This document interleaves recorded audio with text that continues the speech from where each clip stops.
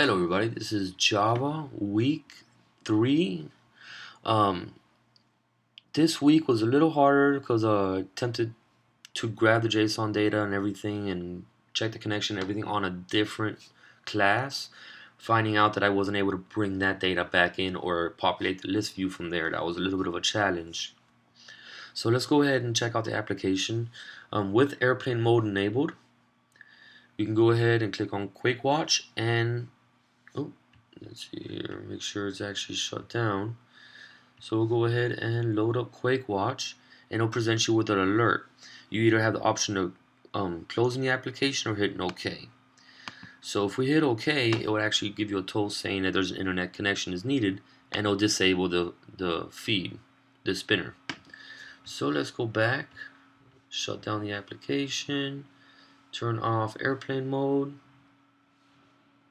let it connect to the network. Once it's connected, we're going to go ahead and go through. It runs the connection. Still got a toast on there. Like I said, I still got to clean up my app, and I'm running out of time here. So if we choose a feed, we choose, let's say, past day. We'll go ahead and it loads up the whole array at the moment.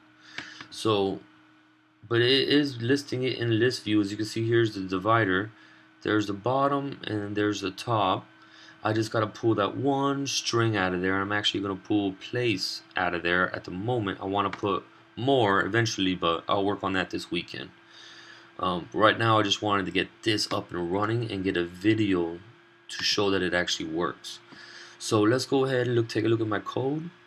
It's still very messy. I still got to come through here and clean up some of the comments I have. I still have several to-dos I have to remove. But once it determines a connection, if it does not have a connection, I'll go ahead and just set the enabled and set clickable to false, so that way it's just kind of grayed out. If it does, I'll go ahead and continue, populate the spinner, and then from the spinner, once you click on an item, I'll go ahead and grab the URL from a simple method that I actually use on a different class. I actually brought it over here to make things easy. So there it is. It'll bring that back. Once it does bring it back, we'll go ahead and execute the data, which is down here. So it'll go ahead and run through here, and it'll go connect to the JSON method. And the JSON method will go ahead and grab all the information, set the buffer and everything else, which is very good for this application because there's one that has 360 entries at a time. So that's a pretty good thing right there. And then it actually converts it to the JSON right before it returns the value. Once it does return the value, it'll go ahead and post execute. And here's where I'm going ahead and getting the JSON object out and putting it to a global variable, so I can use it down here to load a Quake list. The moment I'm still working in this little section right here, I gotta populate that one line one value, and that concludes my application. The week went pretty well, except for trying to load everything from a different class.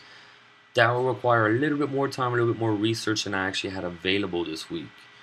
Hopefully over the weekend I can go ahead and get everything running the way I want to. Well, I'll see you guys all next week.